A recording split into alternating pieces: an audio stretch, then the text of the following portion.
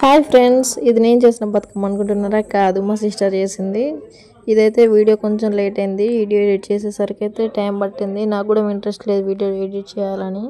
చూసారు కదా, మా సిస్టర్ అయితే హాయ్ చెప్తుంది. హాయ్ చెప్పండి మీరు కూడా. ఇదైతే మా విలేజ్ అశోక్ నగర్లో మేమైతే ఇలా అందరం కలిసి అయితే వెళ్తాం. చాలా పెద్ద విలేజ్ కదండి. అందరూ ఒకసారి వెళ్తే దీపాల కాంతులతో ఆ బతుకమ్మలు అయితే తలతల మెరిసిపోతున్నాయి. మాకైతే చాలా బాగా అనిపించింది. కానీ మాకైతే బతుకమ్మ ఆడడానికి అయితే చాలా లాంగ్ అయితే వెళ్ళాలి. మేమైతే కిలోమీటర్ కంటే ఎక్కువ నడిచి అయితే వెళ్తాము బతుకమ్మ ఆడడానికి అయితే. కానీ మాకైతే అలసట అనిపించదు. మంచిగా ఎంజాయ్ చేసుకుంటూ బతుకమ్మను పట్టుకొని అయితే వెళ్తాము. ఇలా బతుకమ్మ పండుగ కోసం ప్రతి ఇయర్ అయితే వెయిట్ చేస్తాం కదా ఆడపిల్లల అందరం అయితే. ఇక బతుకమ్మ పండుగ వస్తుంది అనగానే నెల రోజుల ముందు నుండే షాపింగ్లు అన్నీ సెట్ చేసుకొని అయితే రెడీగా పెట్టుకుంటాము ఆ గంట సేపు ఆట ఆడడం కోసం.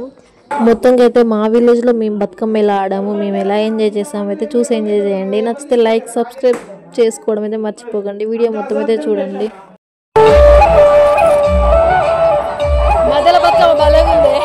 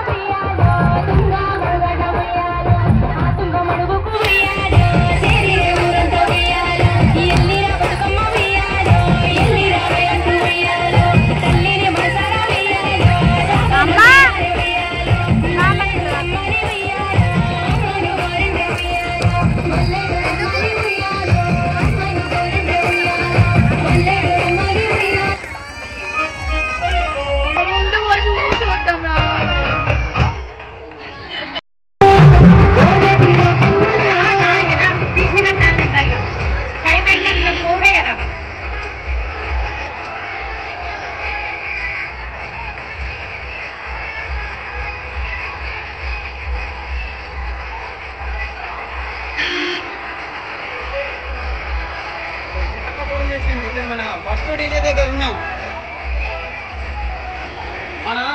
ఫస్ట్ డీజే దగ్గర ఉన్నాం ఇక్కడ.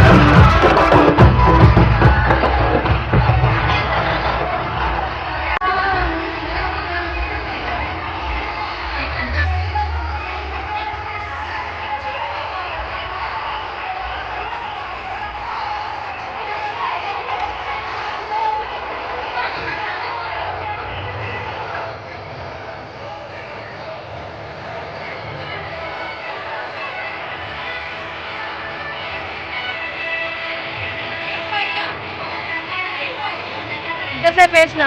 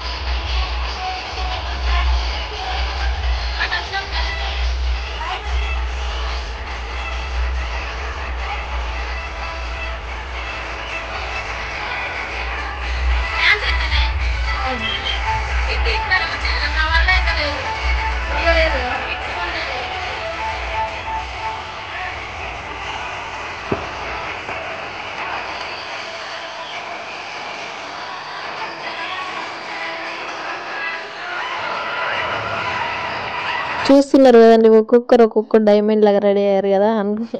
నాకు మస్తు అనిపిస్తుంది బతుకమ్మ పండుగ అంటే. అందరూ ఆడపిల్లలు ఎవరైనా కూడా బతుకమ్మ పండుగ కోసం మస్తు షాపింగ్ చేస్తారు, ఒక్క రోజు కోసం, ఒక గంట సేపటి కోసం. ఇక వాటినైతే మళ్ళీ నెక్స్ట్ ఇయర్ వాడతారో తెలియదు, మళ్ళీ కొత్తవి కావాలని అయితే అంటారు ఒక్కొక్కరు. ఇక మస్తు ఉంటుంది కదా బతుకమ్మ పండుగకి, మస్తు ఎంజాయ్ చేయొచ్చు. ఇక బతుకమ్మ పండుగ అయిపోయినాకనైతే ఇక మగవాళ్ళకైతే సుక్క ముక్క పండుగ, మనకైతే పూల పండుగ. ఇక గదే మనమైతే ఎంజాయ్ చేయాలి ప్రతి ఇయర్.